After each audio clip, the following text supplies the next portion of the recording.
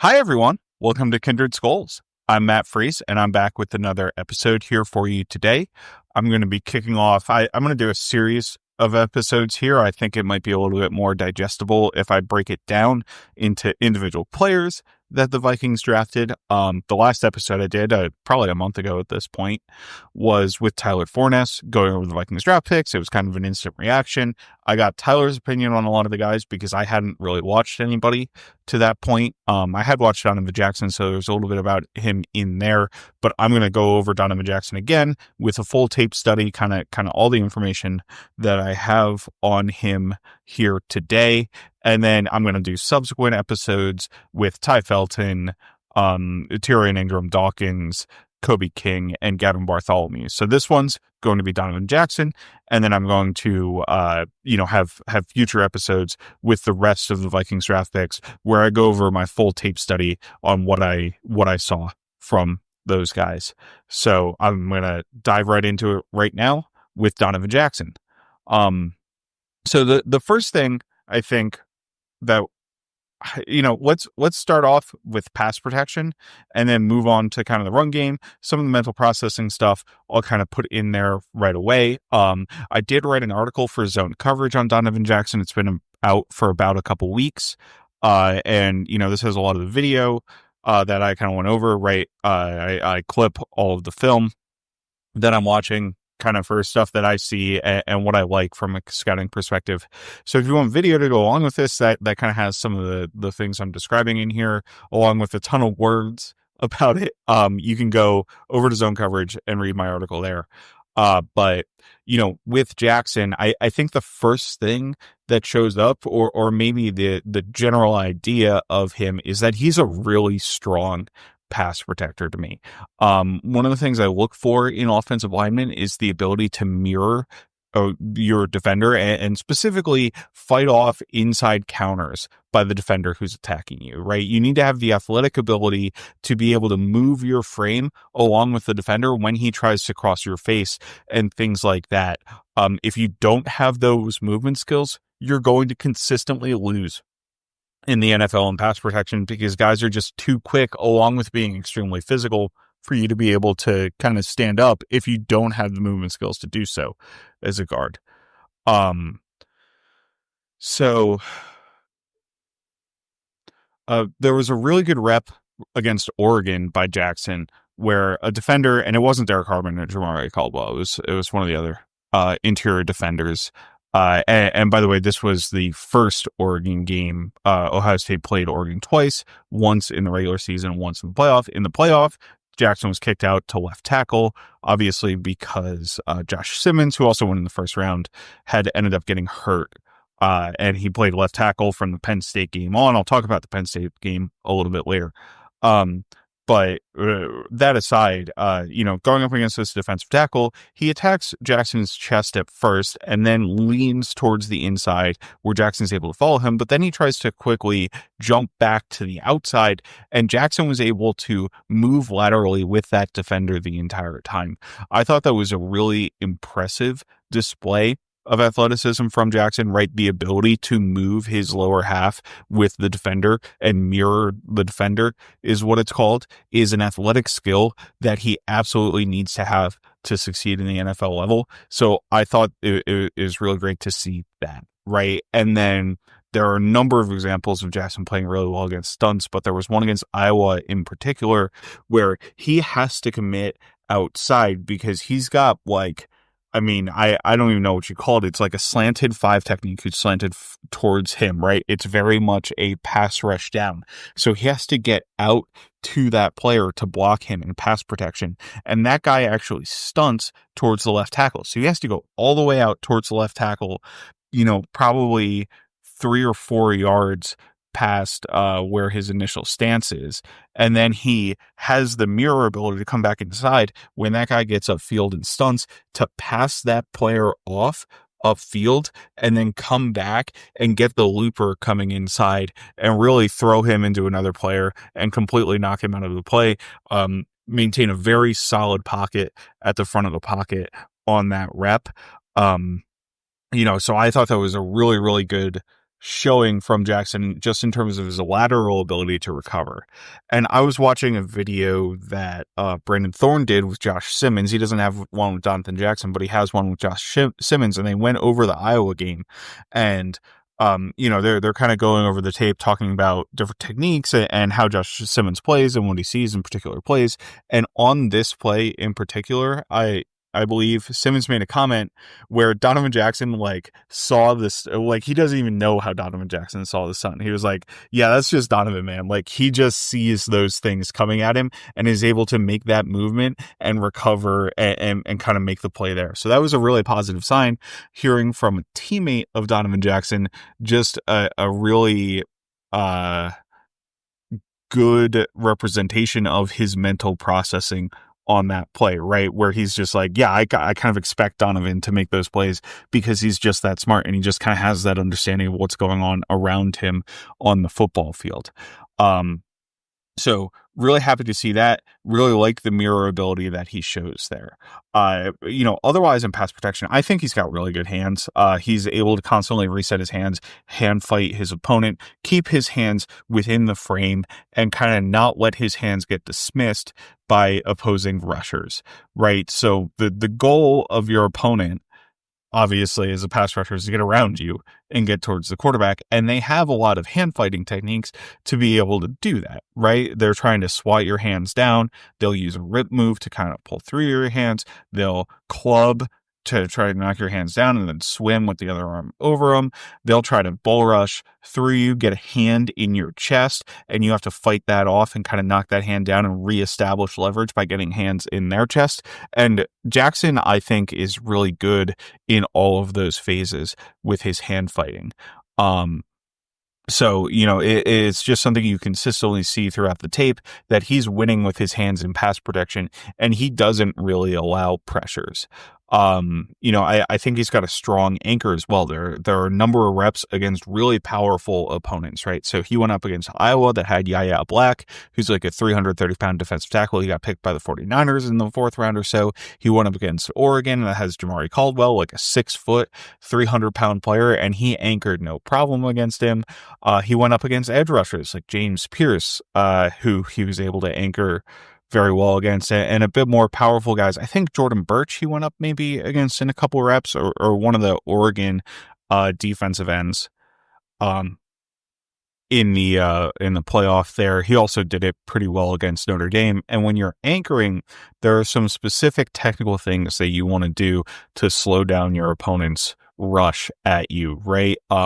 What Jackson likes to do is kind of go 1 foot at a time and use that foot dug into the ground to try to lower his hips and get under your opponent. And we talk a lot about pad level when it comes to really any position, but for an offensive lineman, I think the reality is it's actually more hip level than pad level, right? You want your hips lower than your opponent's hips because your hips are what drive your power. So you're able to drive your power from your hips up into your opponent. And obviously getting your pads low helps too, right? Because you want to drive your opponent's shoulders up. You kind of lift them up off the ground. But Jackson is really good at being flexible in his lower half and getting his hips low when he's anchoring, and he can use individual steps back to do that.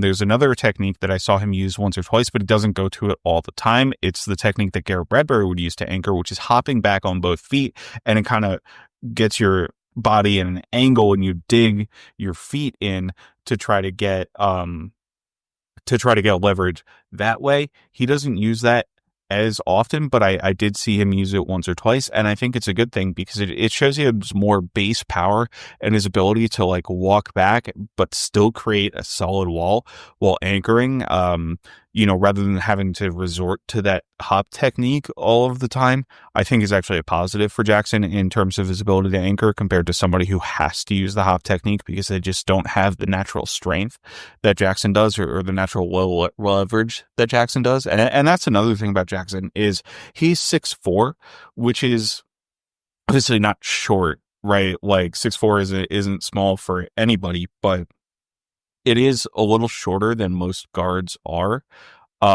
which I think is a good thing. I think you want your interior offensive lineman to be a little bit shorter because you want to have that leverage to be able to drive defenders there. And height doesn't matter as much. Like at tackle, height matters because height correlates probably pretty heavily to length, right? And you need that length to be able to get the width and lock down edge defenders and kind of guard a wider area. At guard, you still have to guard like a wide area in certain types of protections, but it's not as critical to have that height and length as it is at tackle. And Jackson certainly isn't like short for an offensive lineman. I think he's got decently long arms, not long enough arms that you want to play him at tackle all the time. And I'll talk about him at tackle in a little bit, but still more than long enough arms for a guard with 33.5 inch arms, right? 34 is kind of the tackle threshold that you want. 33.5, I think is easy length for a guard to excel with. Some other thoughts on Jackson pass protection, right? I talked about the stunts, and I think you just see his ability to pick up those stunts, seeing rep after rep after rep, right? Like stunt pickup and really offensive line play and pass protection in general is more about consistency than it is about individual highlight plays. And I'm highlighting individual plays to show that I think best show the skills that Jackson has, but I think he displays these skills consistently across the plays that he's making. So you see him time after time after time work with Josh Simmons early in the season. I was able to watch the Nebraska game, the Iowa game, and the Oregon game that were with him in guard. Alongside Josh Simmons, and then I watched the Oregon game in the playoff, the Notre Dame game in the playoff, the Penn State game, and the Tennessee game, just to kind of get an idea of who he was going against right at edge rusher and see him work with the guards there. And I thought he was pretty much immaculate in passing off stunts. He understood how to maintain the same level as the offensive lineman next to him, right? Whether that was Simmons or whatever. In order to pass off stunts, you have to be on the same depth. Otherwise, a defender is just going to be able to run through the gap between the two of you. And he also kept his head on a swivel, understood when the stunt was coming, was able to effectively read that the opposing player was like crashing against the tackle, right? Which meant there'd be a looper coming in, or understand when his opponent was trying to back off, but he was able to, his opponent was backing off to loop, so he was able to feel the crasher come from the other direction and take that guy. So really, I think a really, really nice combo there for Donovan Jackson in terms of how he was processing things on stunts. One thing I kind of felt was a bit of a negative, and this showed up to me a little bit more at tackle than it did, is as I talked about his mirror ability earlier, right? Where I thought he really showed good athleticism to be able to mirror plays from defenders. I think he has that athleticism, and I think he uses it pretty well generally, but I did see some instances where he wasn't using that athleticism to the way I wanted to. Like, I think he might fight with his upper body a little bit more often than he moves with his lower half. This showed up more, I think, later in the season, like when he was playing the Tennessees of the world. There was a rep that kind of stood out to me where his lower half got stuck in the mud, where the defender was trying to go inside, then outside, then inside, then outside, and he wasn't able to follow it all the way through, or he started fighting with his upper half with his hands kind of in the defender's chest, trying to torque him around, position him away from the offensive player. And that's where you can kind of get yourself into trouble a little bit. And the guy can get around you if your lower half doesn't follow your upper half. It may lead to holding calls, something like that. So, from a cleanup perspective, in terms of what needs to be cleaned up in pass protection, that's something I'd like him to see. Just keep continuing to move his lower body. I know he has the athletic ability to do that, so I'm not worried about his ability to grow into doing that. It's just something he needs to kind of work on and maybe drill more and kind of keep moving that lower half throughout the rep. So that's really just a kind of a small nitpick, but it definitely is a nitpick. The other thing with him at offensive tackle is against Abdul Carter, and there's some context to this battle, right? So Josh Simmons went down in the game before the Penn State game. Ohio State asked Donovan Jackson, and he, stood up and was very much willing to play tackle at that time. The Vikings talked about that a ton in the post-draft process, where they're like, oh, in the age of NIL and whatever, you don't have guys who are willing to like sacrifice and do that sort of thing because they're looking after their paychecks or whatever, which I think is a little bit boomery about NIL players, right? Where it's like, oh, well, now these days, these players all want to, just kind of protect their paycheck, and they're now willing to do the things that players back in the day used to do. But I think it does show the willingness to step up and help your teammates, right? Like, and that's what they're trying to highlight, while I think putting down maybe unfairly some other players. But I do think like the flexibility to move out to tackle is absolutely massive in the NFL, right?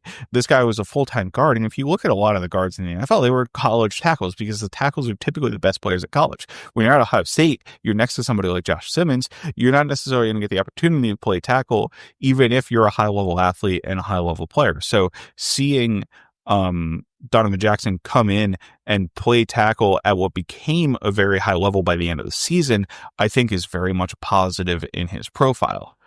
With that being said, the first game against Penn State was extremely rough against Abdul Carter, right? And that's going against the number 3 overall pick in the NFL draft, right? So it's not like he was going against some scrub and he completely got beat. He was out of position. It was his first game. He had never practiced at tackle, most likely, before that week. The width you have to get on your sets, all the movement you have to do is different at tackle than what it is at guard, right? It's not like moving from the left side to the right side, which is another thing that offensive linemen potentially struggle with, but it is just athletically different movements that you have to make, or more exaggerated movements that you have to make, right? To do a kick step into a pass set as a tackle, you have to get a lot more width and a lot more depth than you do as a guard, where you're probably a little bit more focused on getting depth than width.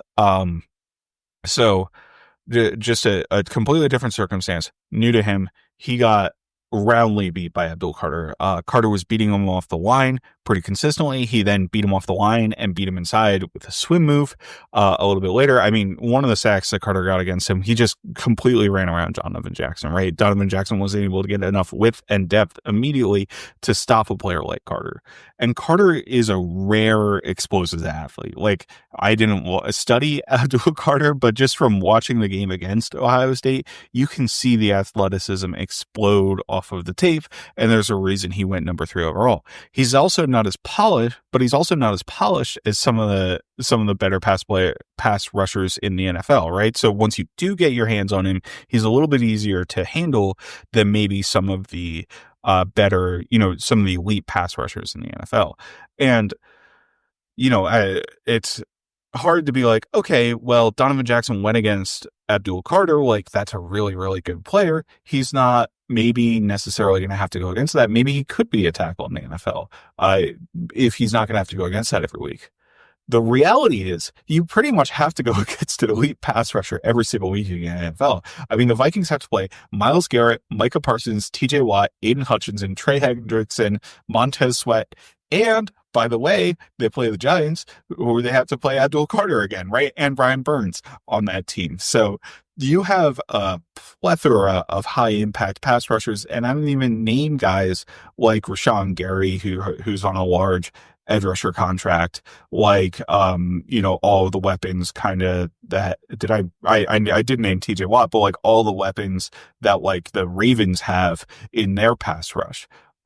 There's just so many guys, or the Falcons drafted 2 pass rushers in the first round this year, right? Like there's just so many guys in the NFL who are capable of rushing the passer that you can't take for granted the ability that you're just going to be able to lock guys down.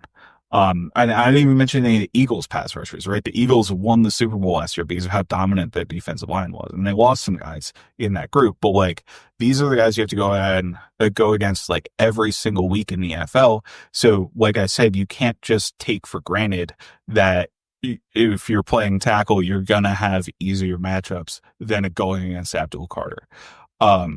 Now again, it's pretty heartening that Jackson was able to play better as a pass protector as the season went along. There was some NFL talent that he went against. I thought that James Pierce, who I mentioned as part of the Falcons, right? He was a first round pick for the Falcons, was not as impressive to me against Jackson. I thought Jackson did really well in that Tennessee game. He also didn't go up against James Pierce a ton. Like, he went up against him a few times, and I thought he beat him overall in that game.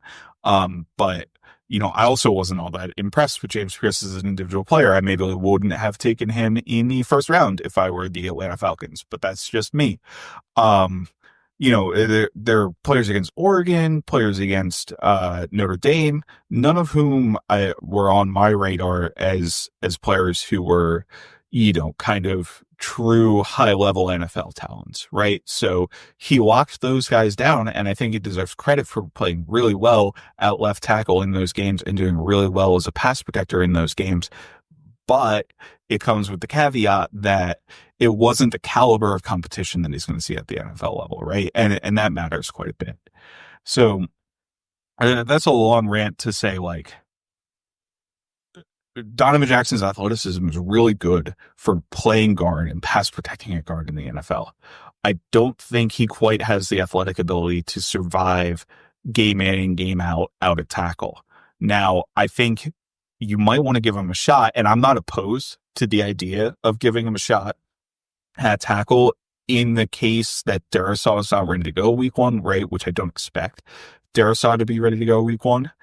I personally would probably want to keep him at guard, have him learn the guard position of the NFL, have him stay at guard and have that be what he's indoctrinated into for the Vikings, so he can hit the ground running, not have to worry about taking on additional responsibilities as soon as he gets into the league, right? And use Blake Brandel, who has tackle experience, or Justin School, who you kind of signed to be that depth swing tackle at left tackle beside him, to allow Jackson the time to get comfortable in the NFL before throwing him to the wolves against guys like, Myles Garrett, who he'd have to play in like week 4 or whatever it is, right? Because they're going over, I think, is it week 3 they play the Steelers in Ireland, and then week 4 they play the Browns in London. He has to go against probably the 2 best pass rushers in the NFL in Myles Garrett and TJ Watt, right? They've won, I think Watt won Defensive Player of the Year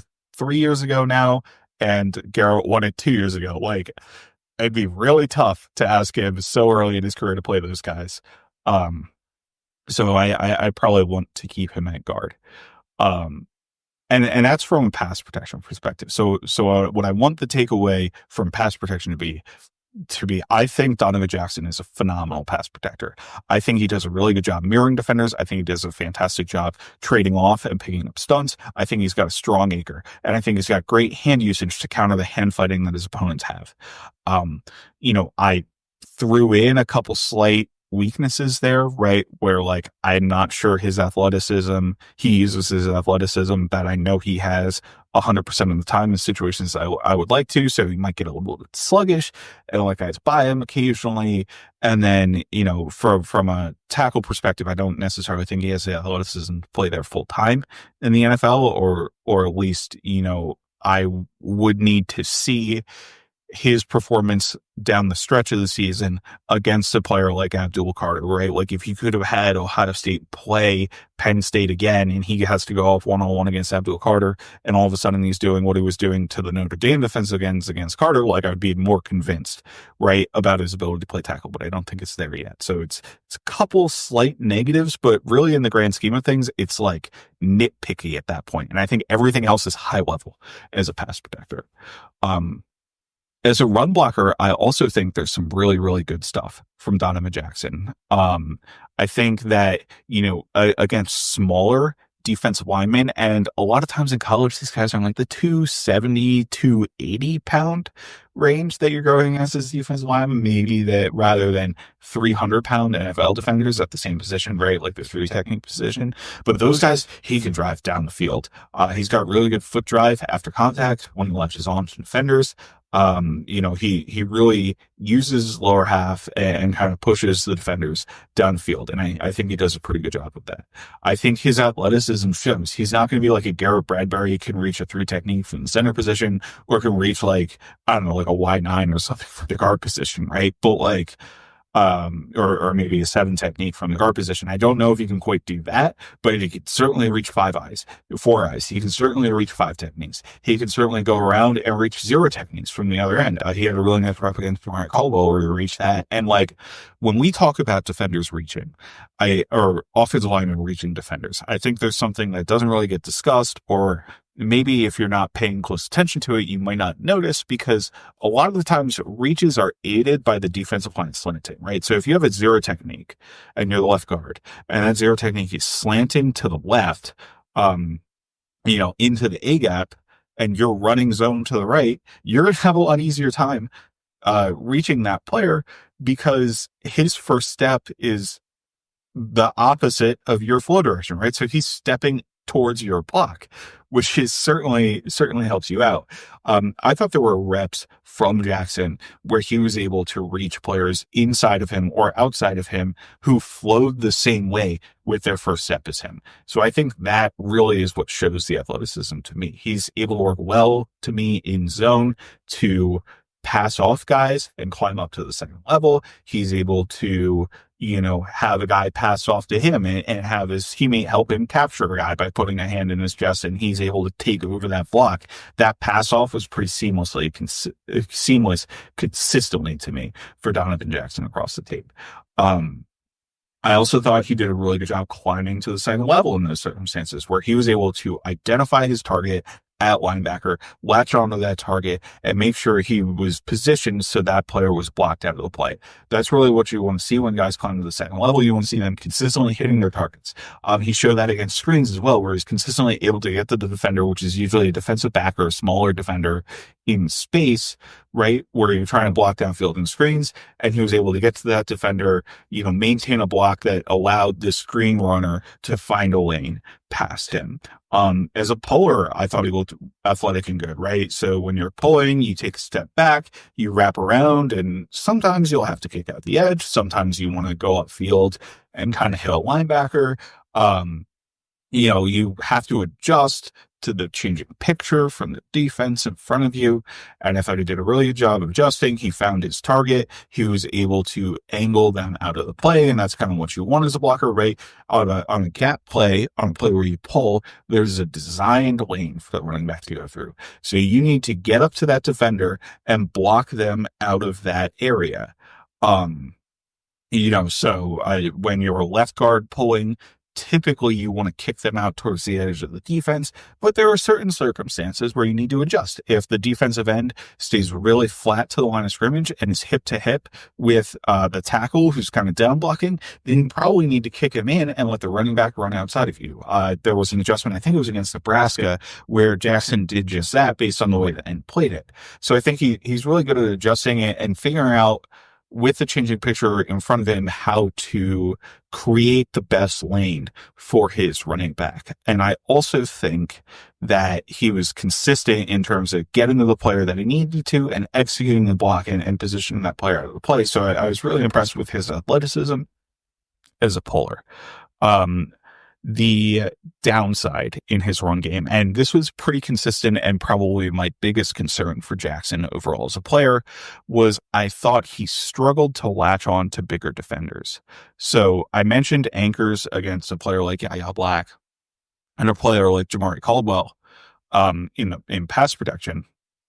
But in the run game, I thought he really struggled against Yaya Black in particular. And then I think it was Tyrese Robinson or what, it was a Nebraska defender who also went in the 4th round. So that can be looked up pretty easily, but who he struggled a little bit against, who were able to stack him and disengage from him, right? So, on a run play, you want to get your hands in your opponent's chest, drive him down the field or drive him in the direction that you want to go. Those guys are trying to disengage from your hands. So they're trying to knock your hands down. They'll try to grab your shoulder pads, maybe rip in one direction or the other to disengage and get towards the running back. Yaya Black, I thought, was able to do that consistently against him. And he's a 6'5", super long, 330-pound defender, right? So he's a big dude who Jackson's trying to block. And it's not the end of the world if you end up getting beat by those kind of guys. Like Andrew Billings springs to mind for the Bears as somebody who kind of has that massive size who might win some reps. I mean, it's the NFL, right? Like Linval Joseph won a number of times for the Vikings. You're not a terrible lineman if you lose occasionally to a really good player on the other side. But I do need you to be able to hold your own relatively consistently in those situations because, you know, we want our first round pick offensive lineman to be good. And like I said, I don't have any concerns with him being able to do that against smaller defenders, against the 280, 300-pound defenders. He really was able to consistently do that. He was also able to consistently do that against Jamari Caldwell, who's like a 330-pound defender, right? So it was really the combination of, and Caldwell's like 6 foot flat. I'm not sure he's like super long as a player. So I think it was the combination of the size, the height, and the length of Yaya Black. That is what gave Jackson specifically issues in that game. And you can see it. I put out a compilation. It's in the article of Black being able to consistently shed from Jackson in that game. So I think he might be a little bit weaker of a run defender just because he's not able to latch onto opponents as well as, you know, you might ideally like as a run defender. And I think that's because he kind of has a wide approach with his hands when he's doing it in a run game. So he's not able to get into his defender's chest as well and control the chest. He kind of goes wide and leaves himself susceptible to his hands being knocked down by his opponent, kind of in those situations. So I think overall, you know, with Donovan Jackson, you have a really, really polished and really strong pass protector coming in the NFL, and I think he should be a good pass protector right away.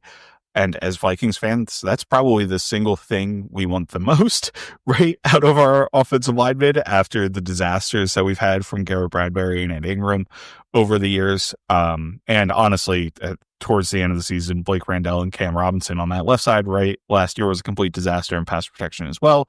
So we really want to see that shored up. And I love the fact that I think we're going to shore up the stump protection with how Donovan Jackson is able to keep his head on the swivel and anticipate those stunts. Really, really excited about that. And then I think we're going to see fine run blocking from him, right? I don't think it's going to be elite level run blocking. You might not see the highlight blocks where he's driving guys, 15 yards down the field. But I think we kind of have the right side of the offensive line for that. I think Will Fries and Ryan Kelly will do a really good job producing those highlight blocks, particularly Fries, right? And with Christian Darrisaw next to him, we might see some more additional strength or that little bit of a weakness covered up for Donovan Jackson. And even beyond that, I think he's a good run defender. A good run blocker still. It's just, I think he has some limitations against the larger players, right? Like you still see him make the reaches that he needs to. You see him have the athleticism that he needs to. You see him do a great job getting up to the second level and watching onto those smaller defenders. It's just like the best of the best from a nose tackle perspective is who I think he's going to struggle against.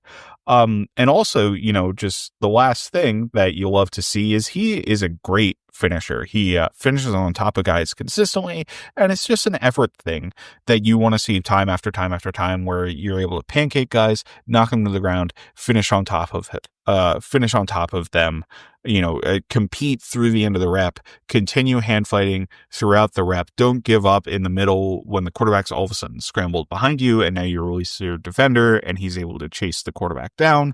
Like all that sort of stuff, I have zero question about, the effort and the finishing ability and the play toughness or mental toughness and mental strength that Jackson has. And I think, going back to his switch from left guard to left tackle, I think is very much a positive in Jackson's column for his willingness to do that, his, I guess, selflessness to do that is the way the Vikings want to say it, but also his flexibility to be able to pick up that new position and really excel at it after the Penn State game, admittedly, at the highest level of college football, right? The Ohio State went on a national championship run. They played the best teams in the country this year, and Jackson was a stalwart left tackle throughout all of that. So I think that's obviously a huge positive in his profile. I'm going to wrap it up here with the Donovan Jackson episode. Hopefully you got a lot out of it. Again, if you want some visual stuff, you can go to my BlueSky timeline, or you can go to my article at Zone Coverage on Donovan Jackson to kind of look at the video. You'll see some of the plays that I'm talking about here. So I'll wrap that up. The next episode I put out will be Ty Felton. I'm going to stagger these a little bit. I'm probably going to record all of them in a relatively short time frame, but I'm going to stagger the release of the episodes just to not flood you guys with content all at once. So it'll probably hopefully be like one a week or something throughout, the end of May. I guess this is the last week of May, but throughout June and maybe into the first week of July, or I guess we really only have 4 weeks in June. So, and 5 players to get through. So I'll do one the last week of May and then one a week for the rest of June, kind of in these episodes and individual players. This was Donovan Jackson. Ty Felton will be next. And I'm Matt Freese. You can find me at Fries Football on BlueSky. You can find Nick Olson, my co-host, at Nick Olson NFL. You can find the show at Kindred Skulls on both BlueSky and Twitter. We're available on Apple, Spotify, wherever you get your podcasts. Also available on YouTube. Yeah, and that's that. So this is Donovan Jackson. Ty Felton will be next. And Skull Vikings. Free audio post-production by alphonic.com.